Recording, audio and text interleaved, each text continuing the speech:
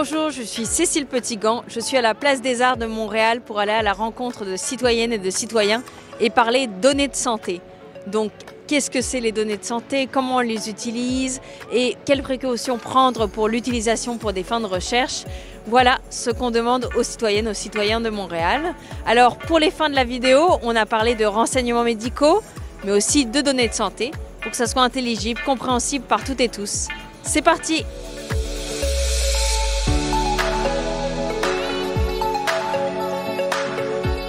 Pour vous, quelles sont les utilisations qui sont faites des renseignements médicaux? C'est à moi, c'est mes données. C'est pas à vous, c'est pas à quelqu'un d'autre, c'est à moi. Si j'autorise le partage, moi, mon médecin de famille peut avoir accès à mon dossier de l'hôpital. À partir du moment où je donne accès à ça, bien moi, je pense que j'autorise qu'on l'utilise dans ce cadre-là. Actuellement, d'où je viens, ils sont collectés dans une base de données qui est gérée par l'État.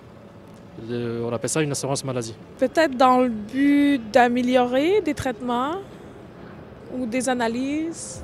Les chercheurs et les chercheuses du Québec ont besoin d'avoir accès aux renseignements médicaux pour faire leurs recherches. Qu'est-ce que vous en pensez? Qu'est-ce que ça vous évoque? Ça doit se faire, je dirais, après le consentement de la personne. Ça demande un consentement vraiment pour avoir accès à ces informations. Elle doit avoir son consentement avant de toucher des renseignements médicaux. Ça prend une crédibilité. Et je ne sais pas si on l'a. J'imagine qu'il y a des gens qui sont crédibles, mais il y a toujours un côté négatif. Ça me dérange. Ben non, je pense que c'est dans l'ensemble, comme pour avoir plus de renseignements, plus d'idées. Je crois que ça peut être un bon jumelage. Je pense que c'est bien qu'ils aient des informations appropriées à la réalité des choses. Donc, en termes de confidentialité, je pense que les informations peuvent rester anonymes, mais qu'ils aient les bonnes statistiques sur les informations dont ils ont besoin. Moi, je sais que je fais affaire au CHUM et j'ai signé comme de quoi je participais à une recherche, mais là, je suis consentante. À partir du moment où je suis consentante, j'ai pas de problème. Mais si c'est utilisé sans mon consentement, là, j'ai un problème. Moi, je préférais que ce soit personnel et à la discrétion de tous et chacun. Je pense que c'est une bonne solution, en fait, parce que c'est sûr que les essais cliniques, ça peut être long. Donc, s'ils ont accès déjà à des banques de données, ça peut accélérer la recherche. S'ils ont accès à ces informations et on les donne de manière, en fait, que les personnes apparaissent de manière anonyme, ça ne me pose pas de problème. Et selon vous, quels sont les avantages d'utiliser les renseignements médicaux à des fins de recherche? Pouvoir faire une recherche dont l'application est plus appropriée à la réalité et qu'il se base sur des hypothèses qui soient mieux vérifiables, mieux basées sur ce qui se passe vraiment.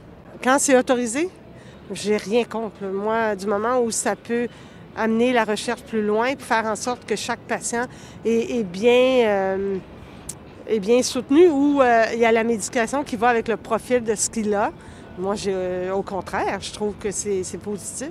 Faire progresser la science, trouver un remède pour une maladie, voilà. Il y a certaines choses qu'on ne peut pas mettre sur le marché si on n'a pas fait les tests au préalable.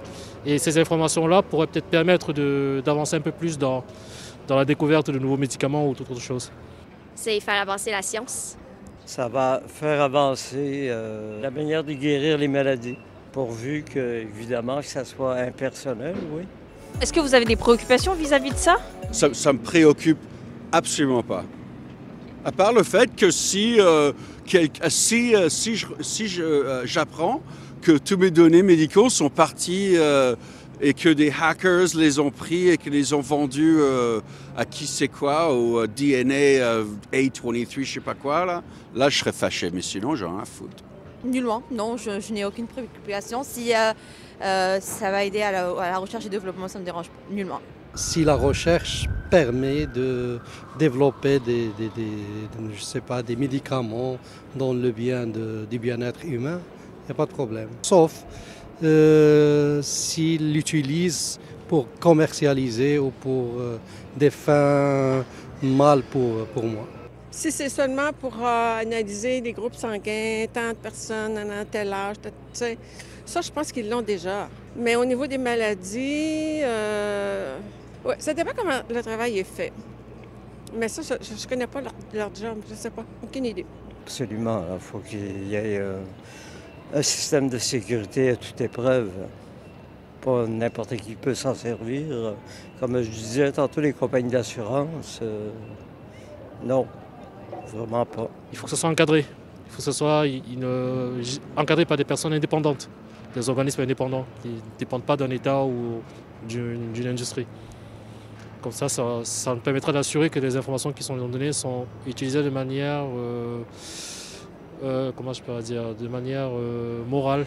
Donc une véritable opportunité d'échanger aujourd'hui avec des citoyennes et des citoyens habitants de Montréal sur les renseignements médicaux, leur utilisation, les bienfaits pour la recherche, les conditions à poser pour bâtir la confiance. C'était une occasion d'avoir des points de vue variés et surtout de pouvoir poursuivre la discussion avec vous. N'hésitez pas à commenter sur les réseaux sociaux cette vidéo, à engager la discussion avec nous. Et puis retrouvons-nous sur toutes les plateformes pour continuer à bâtir l'acceptabilité sociale de l'utilisation des données de santé. Merci, à bientôt.